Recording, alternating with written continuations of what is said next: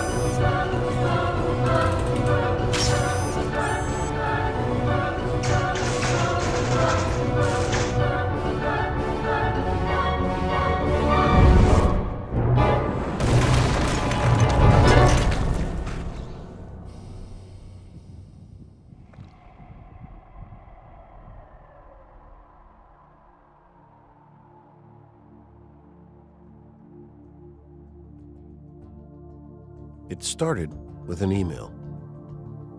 The electric car was back from the dead. The car companies had lied to us before. Should we believe them? The only way to find out was to go behind enemy lines. For 3 years, we got access to some of the world's most secretive car makers. Let's start with the biggest and baddest of them all, General Motors. Over the last century, GM has churned out over 400 million gas-burning cars and trucks. In the 1990s, they introduced us to the joys of the 10-mile-per-gallon Hummer and the Escalade. But they also tried something truly revolutionary, the EV1, the world's first modern electric car. It was fast, sleek, and powered only by electricity. First of all, it was the coolest car I ever had. I was taking care of the planet. I wasn't gunking up the air. It was a fantastic ride. It was fast. I'd be zipping along, man, 70, 80 miles an hour, you know, just feeling like $1 million. But GM lost faith. They rounded up the cars as drivers protested. GM, shame on you! Then they crushed them and left them for dead. GM's chief executive, Rick Wagoner, later called it his biggest mistake. When they took the EV1 away, I went into a depression. I felt like really sad because in the long run, you look back at it, they made a deal. Somebody made a deal to kill the electric car. And,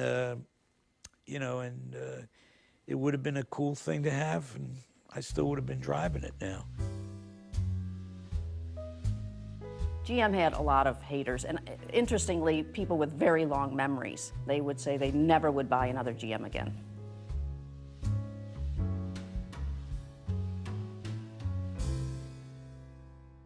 GM got a lot of bad publicity for the EV1, but here's where we are now. There's not only a business case for electric cars, there is a compelling business case. There is an inevitability to this technology. It has come so far, so fast, at a time when gasoline and the politics of oil have become increasingly problematic. I think that when gas prices were high, there was a degree of excitement around electric vehicles that we hadn't seen before. I'm sick and tired of worrying about gas prices every 6 months. I'm sick and tired of these failed wars in the Middle East. I'm sick and tired of breathing the air that we're breathing. We have the technology, we have the know-how, we are innovative. Let's act like it. I do not believe this is a problem that is going to be resolved by regulators and bureaucrats. This is a problem that's going to be solved by engineers, innovators, and entrepreneurs.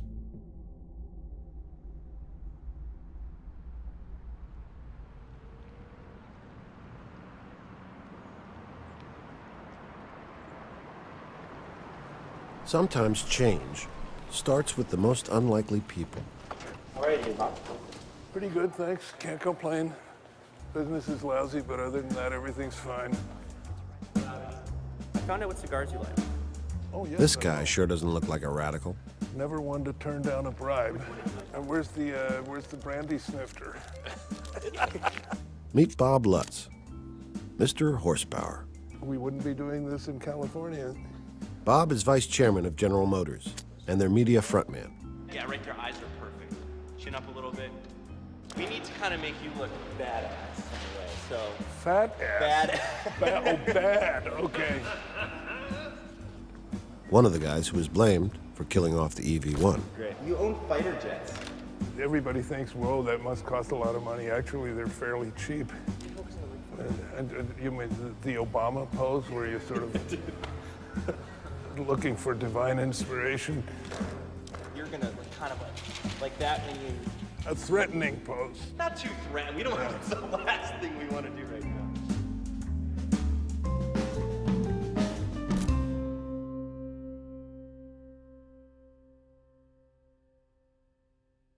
Bob Lutz is a giant of a man. Like, he is just, he's larger than life. I mean,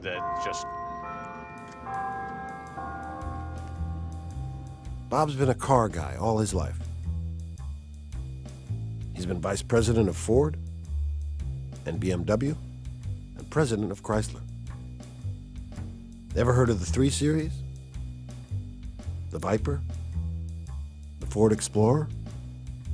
That's Bob. he is a brilliant mind. He has a brilliant brain when it comes to what an automotive enthusiast wants. In 2003, 2004, you could not find a person who was more dismissive of electric vehicle technology than Bob Lutz. He thought that there was no business case for it. He thought the people who supported it were lunatics. He did not, and probably still doesn't, believe in global warming. Then I think something happened to Bob Lutz. I think he began to see some sort of light.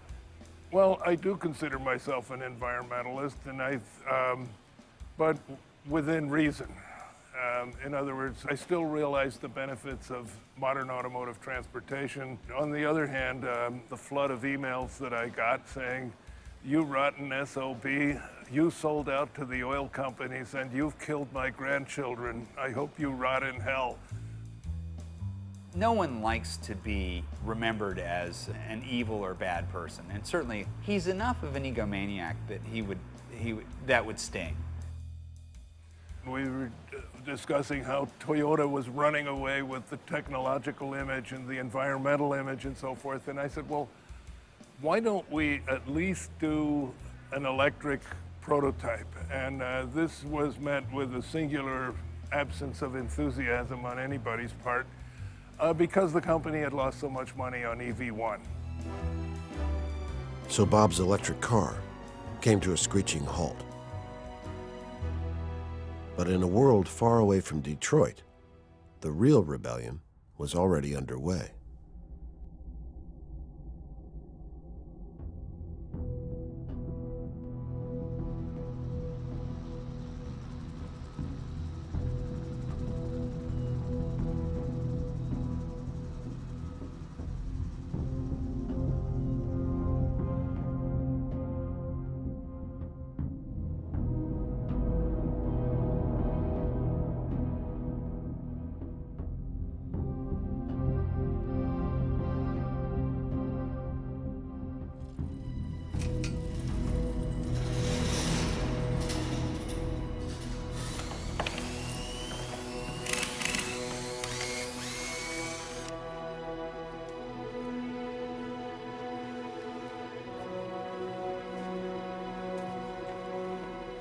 It's launch day for America's newest car company.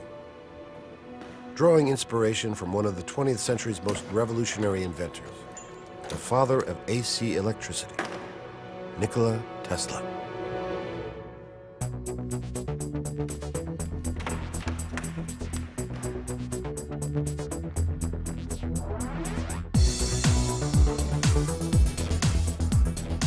Very momentous day for us. It is our first car, and of course it's a car belonging to our first customer, and that would be also our chairman, Elon Musk. I'm ecstatic. This is fantastic. Awesome day. It feels like victory. I feel great. It's a great day for Tesla. I got goosebumps since I saw the car roll in. We've been in development for so long. These feel like they're really our babies. This is the first production Roadster, and a huge day for the company. Tesla is going to put thousands of these cars on the road. But beyond that, really what matters is, are we making a difference in the world? And for us to make a difference in the world, we have to build a lot of cars. You know, until we see every car on the road being electric, you know, we will not stop. So, you know, this is really just the beginning of the beginning. All right.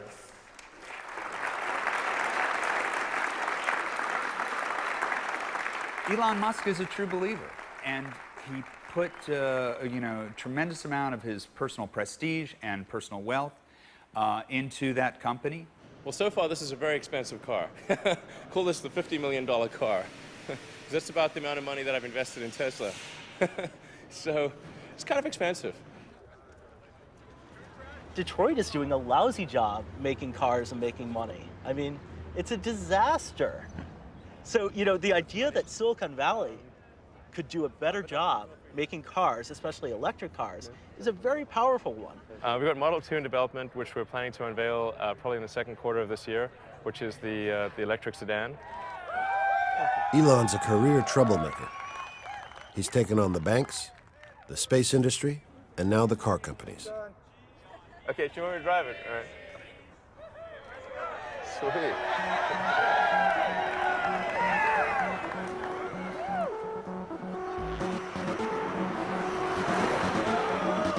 Pretty awesome.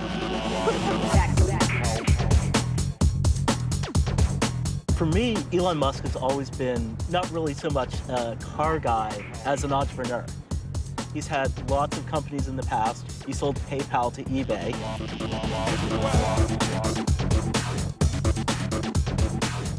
I just look at what he's accomplished and I'm like, geez, I better start working harder because I'm not making those kind of accomplishments in my life.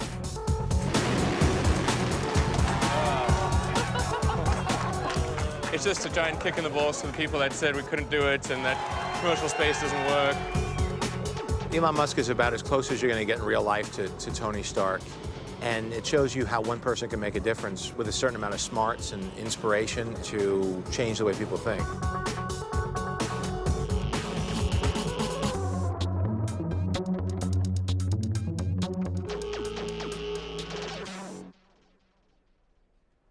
Suddenly there was the Tesla announcement. 200-mile range, 0 to 60 in 4-point-something seconds, 140-mile-an-hour top speed, 6,831 laptop batteries. And I basically said, well, now, wait a minute. I've accepted everybody's arguments of why we can't do this.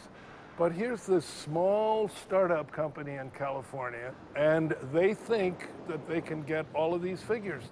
Elon's coup was just what Bob needed to drag GM back into the race. They weren't going to be shown up by a bunch of Silicon Valley upstarts.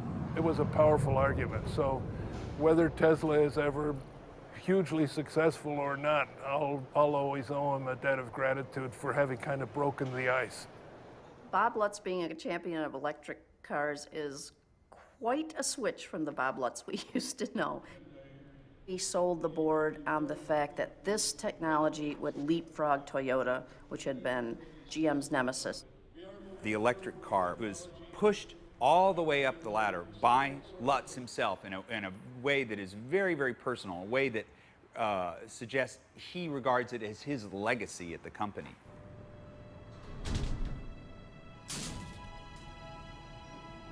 But the Volt wasn't going to be a pure electric car.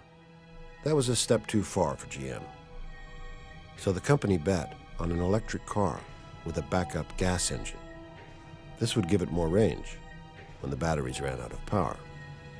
And then, Bob persuaded the company to put the Volt front and center at GM's 100th birthday party. We're in the executive garage in the basement of the Renaissance Center, and this is the most secure location that we can find in the building. We notice we have plenty of security down here. And here is our baby. It's now my great pleasure to present to you the production version of the Chevrolet Volt.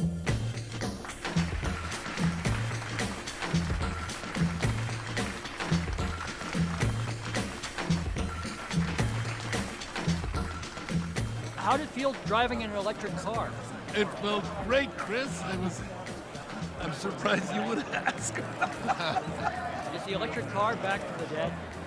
Well, you could argue it wasn't ever dead, because I think people were, even after we recalled the EV1s, there were still electric vehicles out there. But I think it's back with a vengeance, and I would say the electrification of the automobile is a foregone conclusion.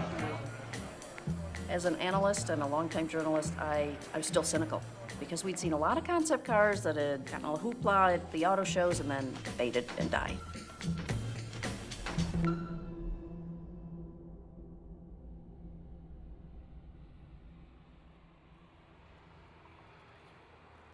Some people aren't going to wait around for corporations.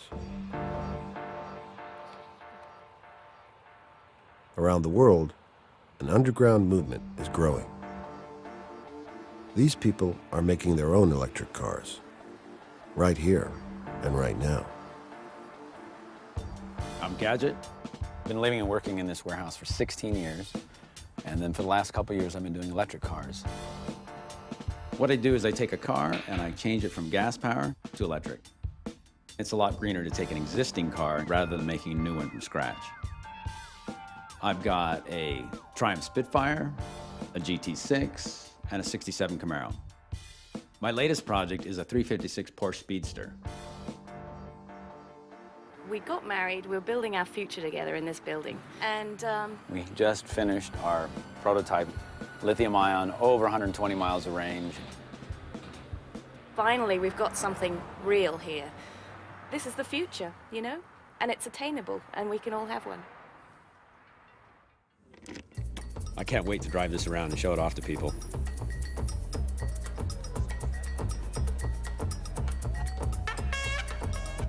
There are thousands of gadgets out there. Together, they're a force which could potentially rival the big car companies.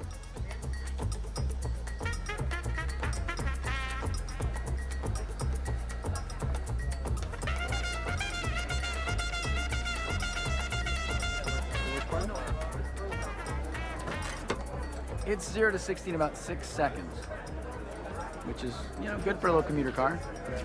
It's half the price of a Tesla, not as fast as a Tesla, but it'll be a really good commuter car. But for the big players, the stakes tonight are even higher. This is the first time GM has faced the electric car community since the EV1 disaster. This is the halo for us. Hopefully, we're going to use this to win back and recapture the hearts and minds of the American car buying public. We've got to. I'm not Darth Vader. I'm not a bad guy. I'm not a liar. I'm a father. I'm a dad. I'm a husband that really cares about doing the right thing. And the only way to get people to believe me is to talk like that, right? And now they've got Tesla biting at their heels, too. Tesla is definitely the star of the show. You look at the two cars, there's not really any competition. The Tesla has a very high price point. I know that there's some sort of battery issues going on with the Tesla, so it's different. It's in its own little category. The Chevy Volt is going to be something that's much more affordable compared to the Tesla for everyday consumers to purchase. That is gorgeous. It is gorgeous, but it's $100 grand. But we need something that everyone can afford. The Volt one, I think, speaks to me just because it's practical, but that one speaks to me because it's fast and cool. Put me down for one of each. It is very good to have something that is a stopgap for General Motors to ultimately cut the umbilical cord of fossil fuels and get really onto electricity. And if that means that we have some competition, good. It's good for us. I love having GM here. You know, the fact that they've got a range extended electric, if people drive that car and find that they never fuel it up, that means that they'll realize that they don't need a gas car. They can go pure electric. So it's a stepping stone.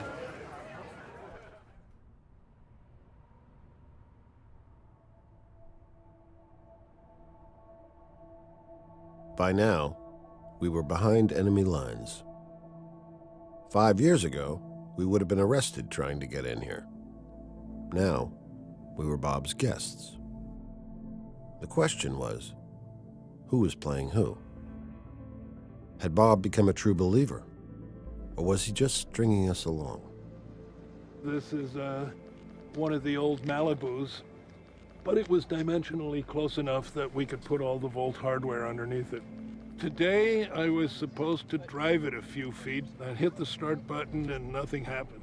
Recycled it, said, okay, now it'll work, and hit the start button again and nothing happened. And then finally somebody hit upon the fact that it was still plugged in. And it is programmed not to run with the when it's plugged in. So we disconnected it and then it ran fine. I've driven a lot of things during my long career, and to drive a fully electric car, lap after lap after lap around the grounds here, I really had the feeling of it being a historic moment. Certainly was in my career. If a technology can win over a doubter like Bob Lutz, it can win over a lot of people, a lot of consumers.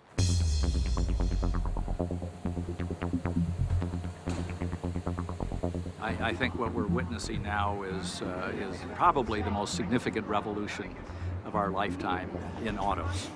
These are not hobbies. These are people responsible to shareholders. They can't afford a hobby. They need to make this a winner. This is real scale industrial innovation and deployment. The goal of Tesla is really to go to mass market as soon as we can. We want to make this technology and electric cars affordable to as many people as possible. We're going to have to get the lithium-ion technology together. We're going to have to work the integration between the gas engine and the lithium-ion battery pack. We're going to have to do all of that because we want to launch in the fall of 2010.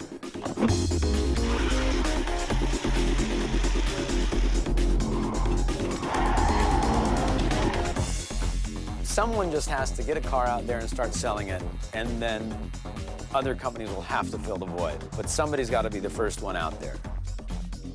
We have copper wires coming from Finland. The electric motor is made out of our facilities in Taiwan. So my job is making sure that we can produce to our production schedule. I have plans and backup plans and sometimes backup plans to those backup plans. And I'm always worried about what I'm missing. What have I not thought of? What has the team not thought of that's going to trip us up in the next 2 years? I try and keep as much of the entire car and as much of the entire powertrain as I can in my head so that I can communicate with all the different groups and teams and direct our work and where people are headed. From an automotive perspective, Tesla has an absolutely brilliant idea, which is creating a fast electric car. Unfortunately, the reality is that it takes a lot of work to build a vehicle. You know, you can't give Tesla a pass just because their product happens to be cute electric cars. I don't know if General Motors can make a desirable plug-in hybrid car. The company's been damaged in so many ways in terms of the brand and in terms of their human capital. You know, I don't know what the Volt's going to be like. It's a race. It's a total race, and we know where GM is in the race. Looks like it could be the winner in it, but we don't know what everybody else is up to.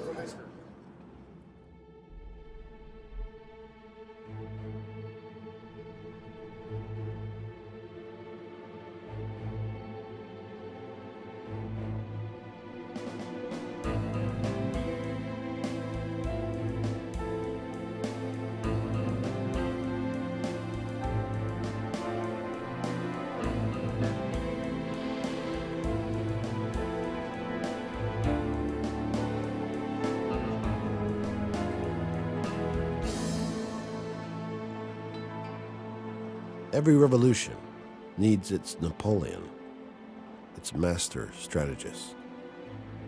The world's most formidable car mogul was about to enter the EV race. It was time to meet the emperor. There is no give in that man. There is no dream in that man. He's not a visionary. He is a capitalist. An enormously controlled, driven, desperately smart man who measures success, indeed life, by dollars and euros. Carlos Ghosn doesn't get up in the morning unless there's money in it. I recommend you go meet Carlos Ghosn and administer sodium pentothal. I want to know what this guy knows. I want to know how many chassis they're going to put this electric architecture into. How flexible is it? How much does it weigh? How scalable is it? I want to know exactly how they plan to make money. Okay, so who's leading the meeting? Yeah. Just a quick recap on the progress we have made getting the conversation started in the global marketplace for Nissan on zero emissions and electric vehicles. When people express doubts about electric car, I think we should not go very heavy on this. We should say, yeah, maybe there are some concerns, we're working on them, and say, why? I don't want to wake up competition. I don't want to wake up competition. Because the more we are progressing, we are investing in batteries, we are investing in cars. This takes a lot of time, a lot of money. They didn't start. So every day they don't start is a good day for us. Our big difference is it's affordable. Yes. And it's mass marketed. That means you're going to be able to find it in every country, at every dealership you want. You know, the Japanese are famously averse to saying no directly. That is not Ghosn's problem. Look at how he made his reputation. He was the axeman at Nissan. When Carlos Ghosn took over Nissan, Nissan was on its knees. It was almost out of business. He made a reputation as being this sort of terribly, terribly deliberate, driven, unsentimental guy. You know, 5 years ago, Ghosn wasn't talking about electric cars. It's remarkable the transition that has happened in the past 5 or 6 years when not only have they decided to go into the EV market, they have based their whole company strategy on it. Well, we knew Nissan was working on lithium-ion batteries, and they have been working on them for many years. But I think it came as quite a surprise when Mr. Ghosn announced their very aggressive strategy in electric cars. We didn't have truth serum, but we did have access and inside intelligence. Carlos was going to outflank his rivals with the Leaf, a pure electric car with a 100-mile range, priced for the widest possible market. My nephew is crazy about Leaf. Oh, And yeah? actually, he I attended. think the young generation is absolutely unconditional. on He's in this. high school. Everyone is talking about Leaf, not the EV or Exactly, they it's know the Leaf. name, they're called by the name, yeah? Yes. We are the only one on the offensive with the electric cars, and everything we've seen is more defensive moves. What's the price of the price of their electric car today? They're selling it 4.6 million yen. $50,000. It has an electric car. That means this is a niche product. It's going to be a massacre.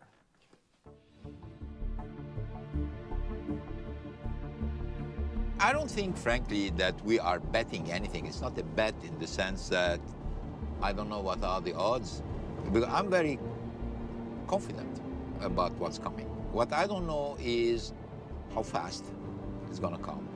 Somebody asked me the question, what do you think about the theory that global warming is not a problem, etc.? I say, that's not the issue. No matter how much I am convinced that global warming is an issue or is not an issue, that's not the plan. The public is expecting this from us. It's expecting this from us. It's expecting that car manufacturers step up and present technology in order to respond to these concerns. We think it's going to be a huge return for the company, huge return. We're going to have to be patient. We're going to have to manage it. It's going to change the face of the company. It's going to change the face of the brand, and it's going to change probably even the image of our industry. So what is at stake is huge.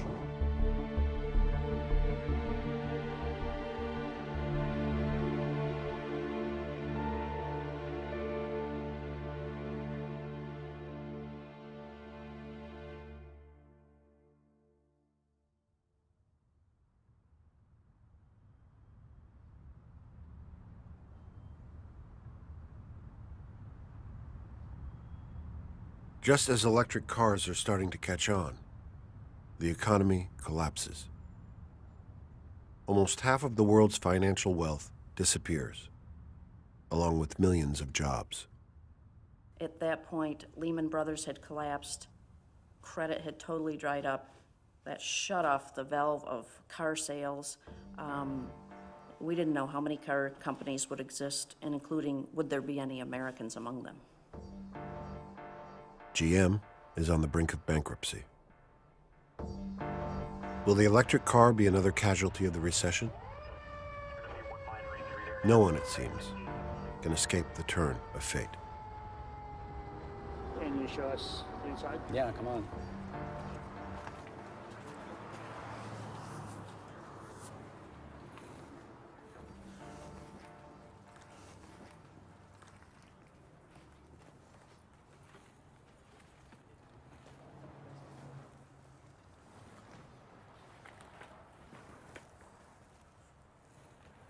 This was our 100-plus mile range electric car.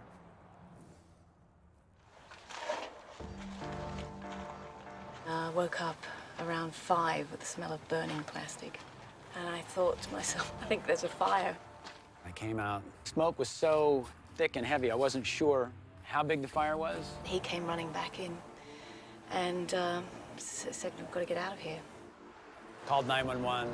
They were here within 5 minutes. By then, flames were coming out the windows and out the roof. Investigators say the fire was arson and started by vandals. $250,000 of tools with no insurance. So here's what's left of the Camaro. That's gonna break a lot of hearts. There's my other 2 electric cars, my GT6, my Spitfire, my piano. This was a Charger at one time. A couple controllers that might actually be repairable, maybe. So this one may not have had that much heat. That could be the one saving grace. Through all this, the light's still on, the controller's still good. That's incredible. With that, I can build a car.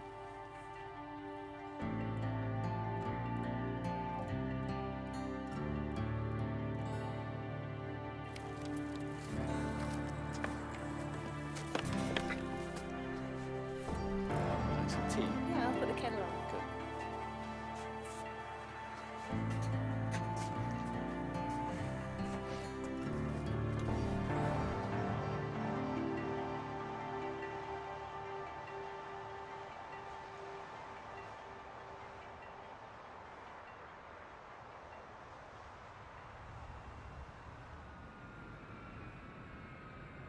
Losing billions of dollars each month, GM and their Detroit rivals come to Washington, D.C.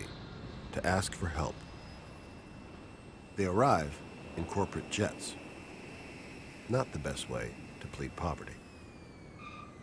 Well, do you know how they got down there? Right. On private jets. Yeah. What the hell?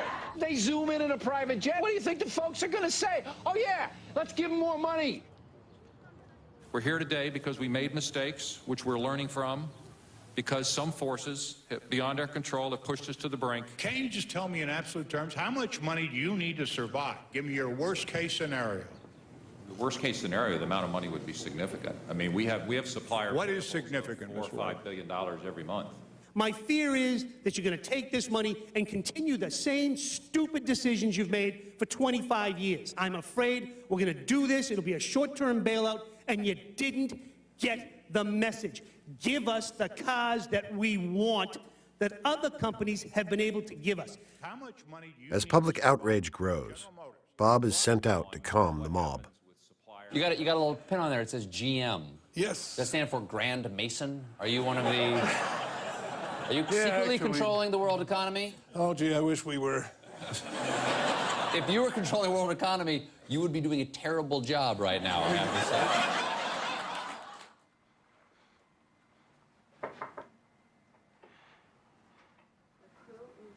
say. Yeah, just I banged my thigh on the corner of the desk, and it's going to take a second for the pain to die down.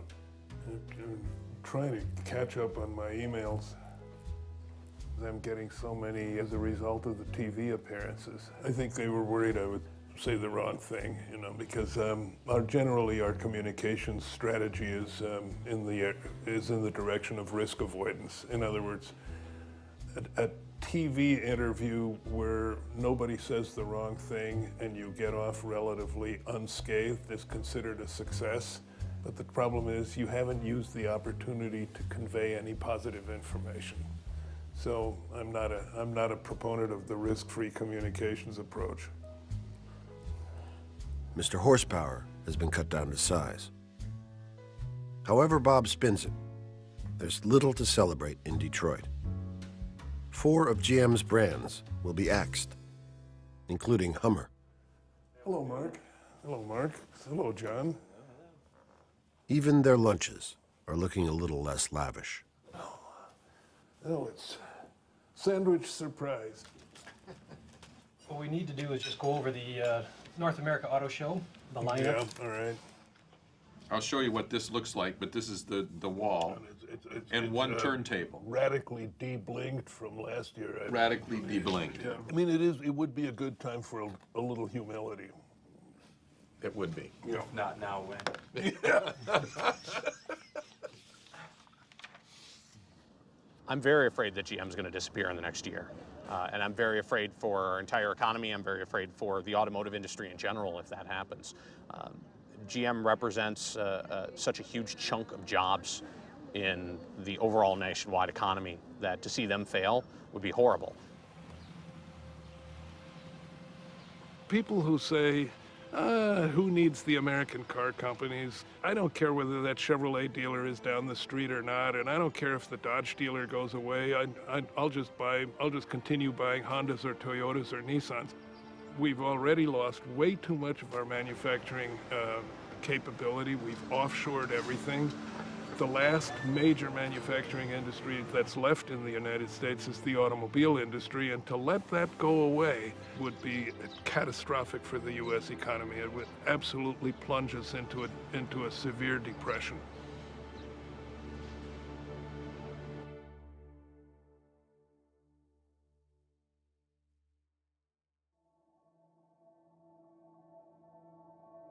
One man tried to reinvent the auto industry back in the 1940s. Preston Tucker started a car company from scratch. Like Elon, he wanted to beat Detroit at their own game.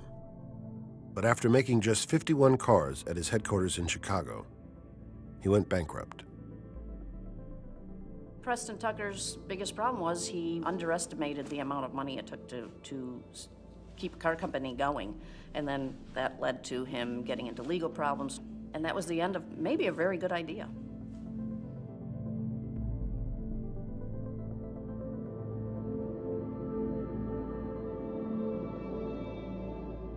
The investment world is all of a sudden sort of pulled back into their shell, if you will, in the fact that the money's just not available anymore. You know, they probably don't have it available to them, and thus it's not available to us. It's unfortunate. I think it's just part of the times right now. And you know, I lost some friends that I worked with for many years, and that's too bad. But you know, hopefully we can move on despite what has happened recently. I got a message last week that if Roadster can't sustain the company by March, then that's it, and that scares me. We need to get the company to cash flow positive in 6 to 9 months, or we're screwed. It's really pedal to the metal here. Like, I mean, you know, each month that passes is literally costs us tens of millions of dollars. I mean, we need to appreciate that. Tesla's gone through more than $100 million in 2 years and made just over 100 cars.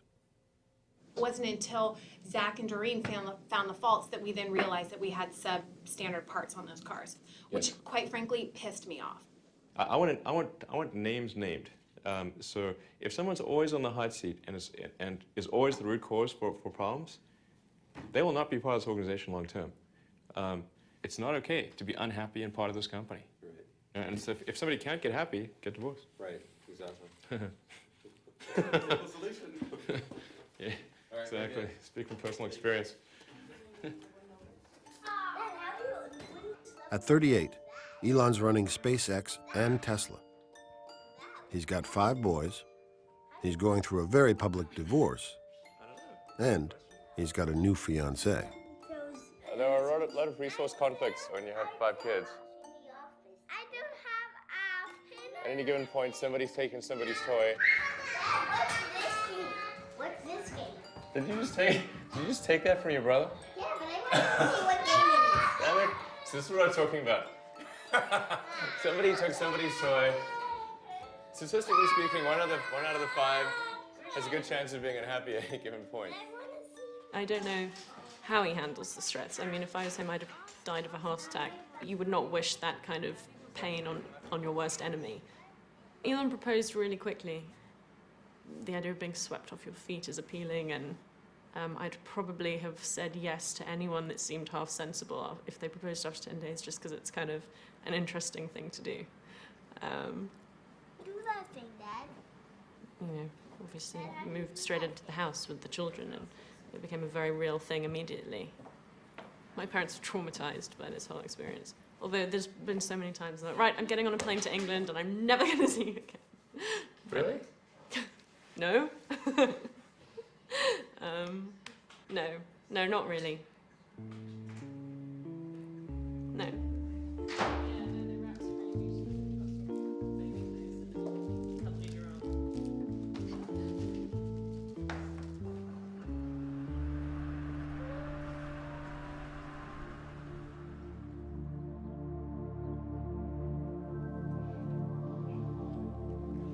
All right. There are all kinds of things being said about the Volt, a lot of questions about really how much mileage will it get. There have been rumors about spending a lot of time in the wind tunnel, changing the design, the battery having technical issues and really not being able to deliver on GM's promise. This is the latest version. No, it's not, because it's still got it's still got the screen that looks like it's removable. Well, and we got the gears to be fixed. That gear shift. It's the old gear shift. Oh, you are taking away the soy. So this is the latest version. Almost the latest that was version. done. It looks like it's removable, so you think people would want to grab it and pull it. And the second thing is, think of all the dust and crud and cigar ash and everything that's going to get down around behind those cracks. I'm not the only cigar smoker in the world. Yes, are you guys going to go in and make sure that that thing actually has snap to it? Do you think Bob Boniface and the design group would leave a key transition like that to a bunch of engineers and die makers? Well, but you know, let's put it this way: it happened before, and now we're scrambling around trying to get it back again. These things keep coming along from people outside the car business who have knowledge in some area and frankly have a tendency to treat the car business with disdain, because they say, yeah, but that's the old Rust Belt stuff, and they're still making these things in great big factories with a lot of workers. We believe in Moore's Law, you know, and by applying the principles of electronics, we can really revolutionize this thing, and they all fall on their butts. I mean, without fail. And I hope the best for Tesla. You know, I like those guys, and I think we would all like to see successful production of electric vehicles, whether they're ours or somebody else's. But I think Elon Musk and the guys are learning what it means to put automobiles into production. It ain't easy. In 1920, in the U.S., there were about 300 car makers. Today, there are 2.5. It is a very demanding business that is constantly consolidating and chucking the little guys out.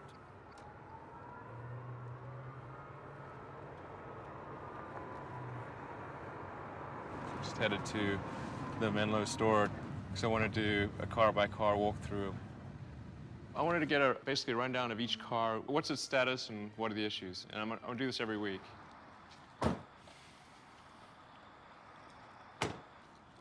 Hey, Greg, the key fell apart. Of course it did. Yeah, this is definitely on list of improvements. Well, this is one of the cars we rejected for. Holy mackerel. Jesus. Yeah, like, we have like an army of cars here. Like, Jesus. I'm looking like we're going to be able to deliver 4 cars to the sales team. This is frightening. What's going on here is the team has been doing a little bit of rework today. Remember I was talking to you earlier about the vehicle that had the noise, it had the transmission noise? Yeah. I wanted to point something out to you, just kind of some of the inclement. You can see It looks that like here something on got dragged fenders. over the surface or something. Yeah. I mean, we should be inspecting it at this level. If it's getting scratches in shipment, then we need to get the, you know, either ding the shipping company or find some way to stop that, you know? I agree. Jesus, A few the cars breather to hose the is tracks. coming up that high? Yeah. What the? Yeah. Why? Are there any other resources we can apply to the problem? I mean, Right now, we're using. I'd rather overhire in this for this situation. Like, God damn it, we got to get these cars out. Let's stock inventory. Let's repair chips here. I'm available 24/7 to help solve issues. Call me 3 a.m. on a Sunday morning. I don't care. It's been 23. This car had a drivetrain issue, so we're swapping in the new one right now. Let's not even wait for the analysis. Just put a new powertrain in, table it for analysis, and let's get it out there. Absolutely. Right now, we're facing an issue, which is that it's sort of a crisis of confidence among our customers, where you can only tell them delay so many times, and then they start to think, man, is this company ever going to get me a car? This is my car. This is your car? This is actually your car? No kidding. 23, right? Number 23? Yes, it's number 23, yeah. Well, that's Okay. good. Getting a new Well, you've car. heard the explanation now. So I guess hopefully it'll have a powertrain tomorrow. Yes, absolutely. Okay. It's a nice. I was just thinking, actually, it's a nice choice of colors.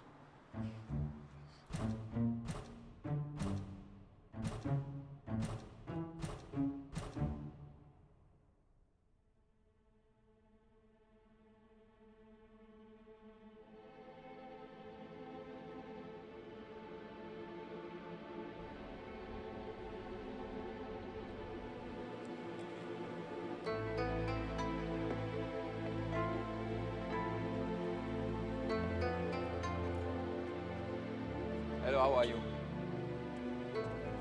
When I think about Carlos Ghosn and his approach to the EV market, I think of Sun Tzu, The Art of War, be where your enemy isn't. And so he has decided to build a 1 million vehicle market. They're talking about building, 150,000 EVs in North America in the next 3 years.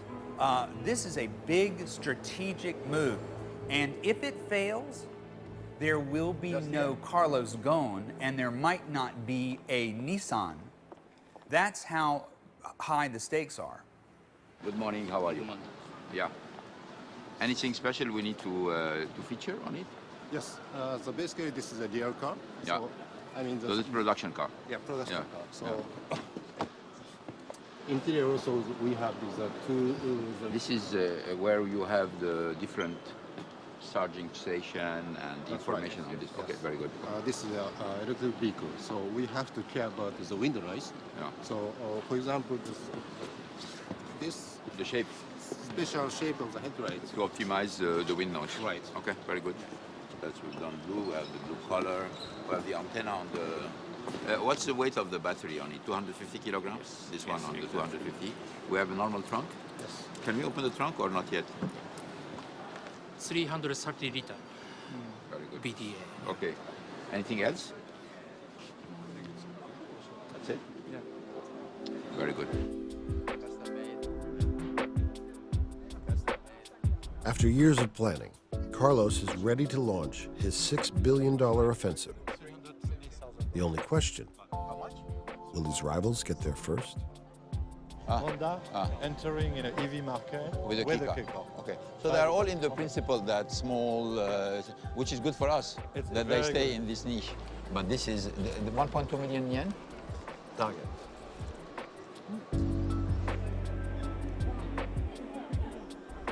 Where is the battery in your opinion? Where is the battery here? I have no idea. I mean, we can- place in the middle. No, but I mean, is it possible here? Is it what, a round battery or something? We need to make sure we're not coming with something which is going to look prehistoric compared to that, because this is very futuristic, huh?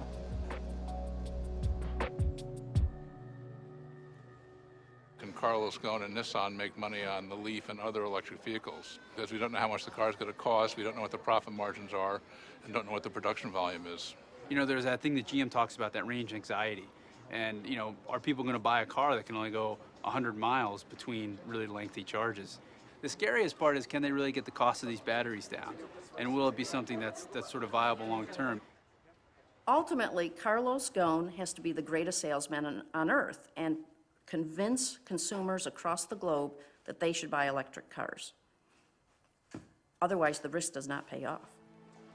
Starting at what time? It's starting at 9:50. 9:50? But we're going to go straight right into the briefing right now. This way. The shortcut from the ongoing problem to the solution is a breakthrough. The solution is mass-marketed, zero-emission mobility on a global scale. Our environment is changing, and so is the way we are adapting to these new realities. Nissan is bringing an electric vehicle lineup designed for the mass market by offering environmental benefits at a price people can afford. Our technology is real, zero emissions, zero particles, zero noise, zero oil.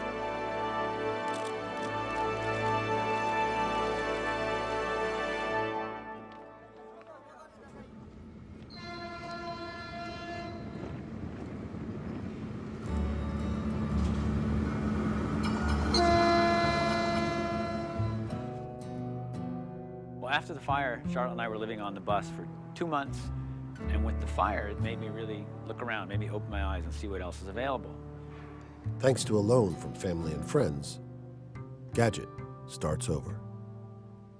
This is the new building. The thing that I really like about this is that this is a disposable building. It's just a sheet metal shed. I'm going to build a new building inside of it, and as my building comes up, I'll slowly tear this one away. So it'll be sort of the old shedding away and the new coming up through it.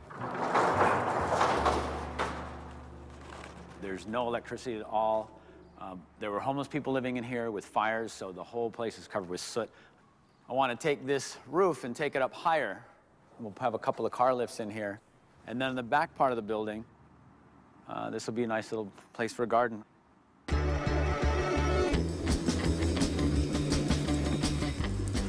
The first thing I want to do is rebuild a Porsche. And if I can get this thing from LA to Palm Springs and prove I have over 100 miles of range, I've got a viable business. So very quickly, I need to put together some tools and get the car together, get it out, and then we'll be back in business. Hold out and down. But with these ice caps melting down, with the transistor sound, and my Chevrolet Terraplane going round and round and round. Come on, little cabaret.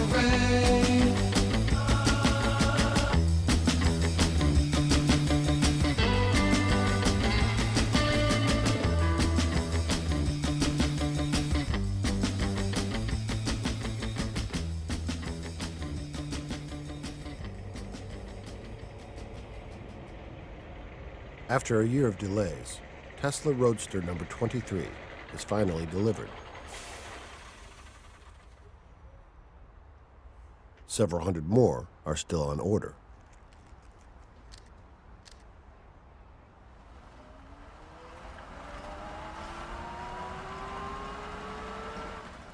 Sometimes I feel like I'm writing the same story about Tesla over and over again, which is that Elon Musk has said this unbelievable thing about Tesla Motors' financial condition or their product plans or what have you, and it turns out not to be true.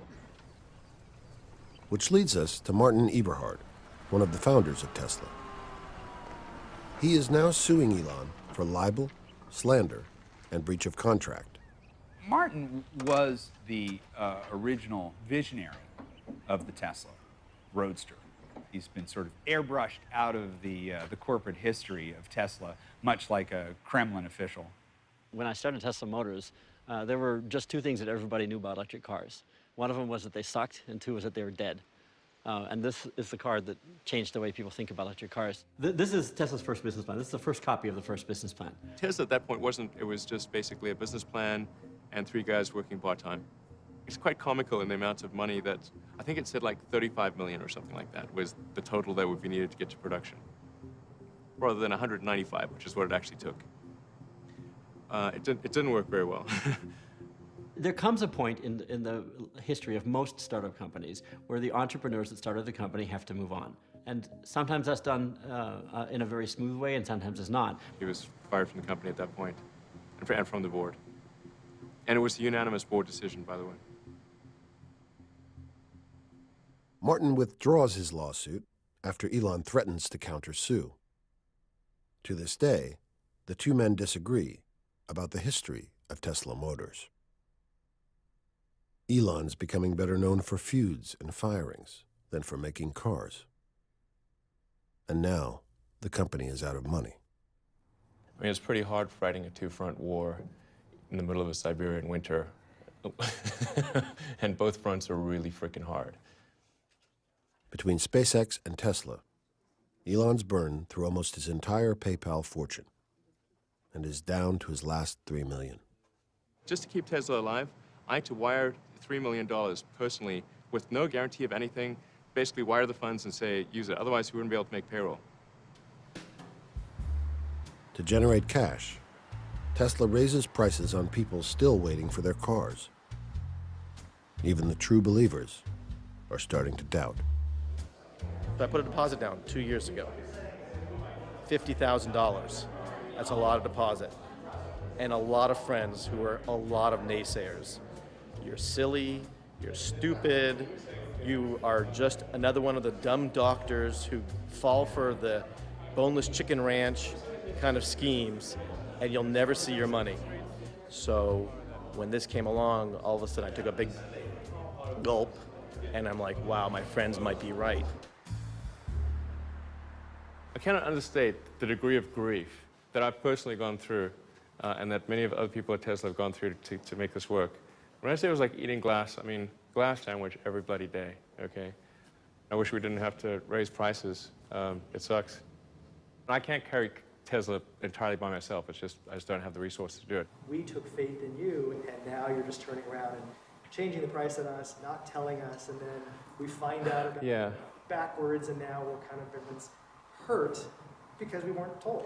We can't sell cars for you know, less than they cost us to produce. If anything more than that occurred, then it was an accident. There was a bunch of comments after it that all got okay. There seemed to be a little bit of anger from some people in the room who felt that we'd kind of done a bait and switch. And I mean, that's sort of a little bit true that there was a bit of a bait and switch. I mean, that's I mean, kind of what happened. It was very tough. I never thought I was someone who's capable of a nervous breakdown, but I think I came as close as I'll ever come on December 22nd. And then I think once you've snapped, you probably don't realize it because you've gone insane. and your ability to sort of look in the mirror psychologically is substantially impaired. Probably most insane people don't think they're insane. So, I don't know, it was just like, geez. If Tesla Motors were to fail, it would be a dramatic comeuppance for Elon. It might be the thing that sort of shakes him awake, that he can't just imagine a new world and will it into being, that he actually has to solve all of the everyday problems that everyone else in the business world has to solve day in, day out. Elon's dream of taking on Detroit with a publicly traded car company is falling apart. Desperate for money, he's reportedly talking with big car companies and has applied for a $465 million loan from the Department of Energy. What we've been told by the DOE that we are likely to receive the money in about 4 months. So if we were to take them at their word, then that's what will happen.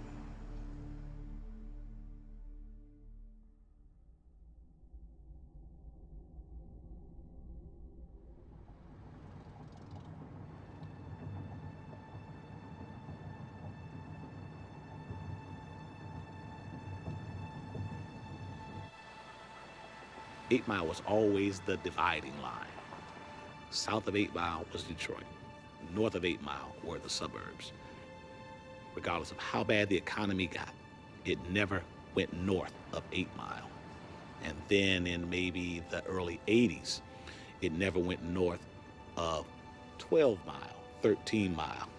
Now, you can go up to 16 Mile, 17 Mile, and you see a multiplicity of for sale signs.